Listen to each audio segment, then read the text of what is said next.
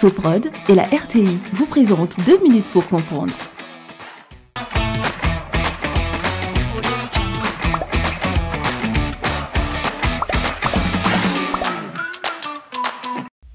Bonjour, bienvenue dans 2 minutes pour comprendre, votre capsule quotidienne qui vous aide à comprendre comment fonctionne le monde qui nous entoure.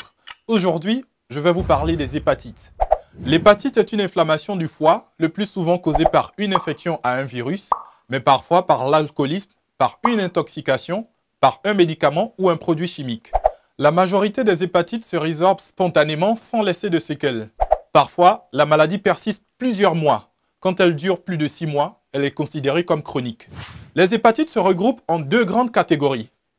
Les hépatites virales, causées par une infection à un virus, notamment les virus de l'hépatite A, B, C, D, E et G.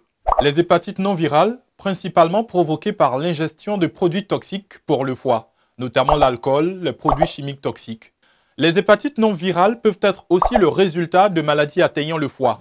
Les symptômes varient d'une personne à l'autre et dépendent de la cause de l'hépatite. Certains types d'hépatite provoquent carrément la destruction d'une partie du foie.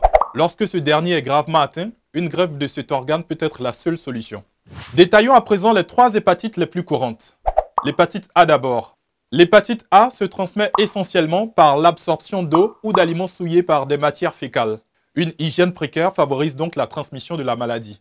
Mais pour se protéger du virus, un vaccin est très efficace. L'hépatite B ensuite. Ce virus se transmet par contact avec le sang ou d'autres fluides corporels provenant d'une personne infectée. Là aussi, un vaccin sûr et efficace existe. L'hépatite C enfin.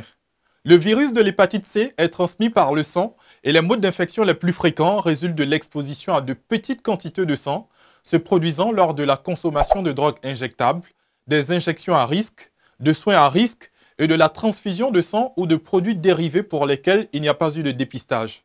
Actuellement, il n'existe pas de vaccin contre l'hépatite C, mais les médicaments antiviraux permettent de guérir plus de 95% des personnes infectées par le virus, réduisant ainsi les risques de décès par cancer hépatique ou par cirrhose.